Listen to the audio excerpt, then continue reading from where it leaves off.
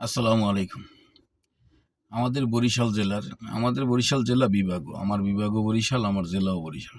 তো আমাদের বরিশাল জেলার হিজলা মুলাদি থানা, মুলাদি বাবুগঞ্জ ওই জায়গা দিয়ে একটা বাবুগঞ্জ থেকে মুলাদিতে যাওয়ার একটা ফেরি পড়ে। এটা মীরগঞ্জ কয় আর কি। তাই যখন বরিশালে ছোট যাইতাম আমি তখন মীরগঞ্জের নাম শুনছি, কখনো যাওয়া হয় না। ভাগ্যক্রমে আমার যে কোনো একবার কাজে মীরগঞ্জ দিয়ে ওখান দিয়ে হিজলা যাওয়া পড়ছে। ওইটা একটা ওখানে একটা ফেরি আছে। ওই ফেরিটা থাকার কারণেই ঢাকার সাথে হিজলার মুলাদির সাথে কিন্তু বাস যোগাযোগ, গাড়ি যোগাযোগ আছে। সংসদে জয়নাল আবেদিন, অ্যাডভোকেট জয়নাল আবেদিন ফারুক স্যার, মানে জয়নাল আবেদিন ফারুক না, জয়নাল আবেদিন, অ্যাডভোকেট জয়নাল আবেদিন মুলাদির স্যার একটা কথা বলছে সেদিনকার, যে মীরগঞ্জের ওই সেতুটা অন্তর্বর্তীকালীন সরকার যে সময়টা ছিল আর কি, 2 বছর নামমাত্র একটা মুরালি করছে আর কি, আমের ভিত্তিপ্রস্তর এটা উদ্বোধন করছে। এটা ব্রিজ করার জন্য হয়েছিল, কিন্তু ওইটা 2 বছর তারা ছিল, যে অন্তর্বর্তীকালীন সরকার 2 বছর ছিল, ভিত্তিপ্রস্তরই উদ্বোধন করা হয়েছে, কিন্তু আজ পর্যন্ত কাজের অনেক সুন্দর করে স্যার অনেক সুন্দর করে কথাটা বলছে যে এগুলো আইওয়াশ করা হয়েছে বা নামমাত্র যাই হোক করা হয়েছে, কিন্তু আজ পর্যন্ত কাজ হয় না। আর এবারে যে কবে নাগাদ হবে তাও জানি না। যে সংসদে বলছে মাননীয় মন্ত্রীর কাছে যে এটা দেখে না। আসলেই যদি মীরগঞ্জ দিয়া ওই সেতুটা হয়ে যায় তাহলে মুলাদির সাথে সরাসরি গাইডলাইন হয়ে গেল, হিজলার সাথে হয়ে গেল।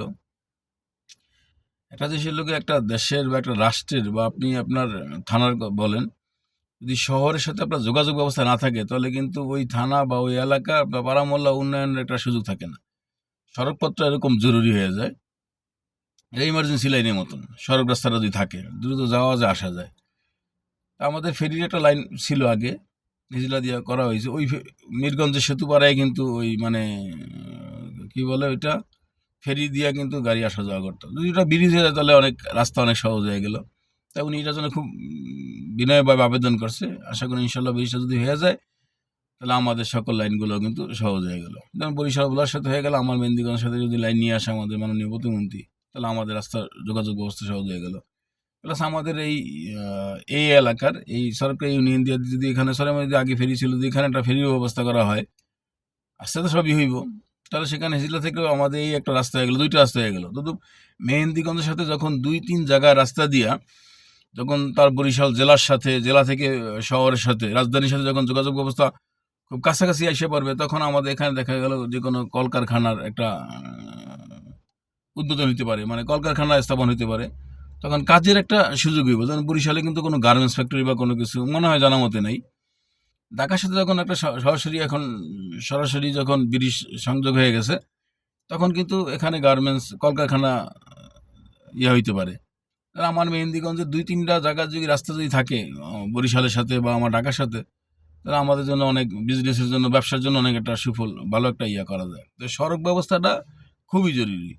তো স্যার যখন ওই কথাটা বলছে মীরগঞ্জের সেতুটা, আর আমাদের আগে এখান দিয়ে একটা ফেরি ছিল, যদি এটাও আবার চালু হয়ে যায় তাহলে আলহামদুলিল্লাহ। আমাদের নদীটা ভাঙতেছে, যদি এটা মোটামুটি একটা গুছ করা যায়, নদী ভাঙাটা যদি কোনো রকম ব্লক টলক ফালাইয়া যদি মোটামুটি এটাকে একটা ব্যবস্থা করা যায়, তাহলে এখান থেকে একটা লাইন হয়ে গেল, সর্ব জায়গায় একটা লাইন হয়ে গেল মেহেন্দিগঞ্জের সাথে, তাহলে মেহেন্দিগঞ্জ কিন্তু ইনশাল্লাহ মানে উন্নয়নের ছোঁয়াটা সরাসরি এবং মানে সুন্দরভাবে ভরপুর একটা পাইল মেহেন্দিগঞ্জ থানা।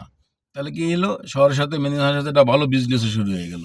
তা আমরা ইনশাল্লাহ আশা করবো মীরগঞ্জ সেতুটা হয়ে যাব, আমাদের বরিশাল বলা সেতু ইনশাল্লাহ হইব, সাথে আমাদের মেহেন্দিগঞ্জের সাথে একটা সংযোগ হয়ে আসা পড়বে ব্রিজের। তাহলে আলহামদুলিল্লাহ মেহেন্দিগঞ্জ থানাটা শহরের সাথে, রাজধানীর সাথে যোগাযোগ ব্যবস্থা একদম সহজ হয়ে গেল।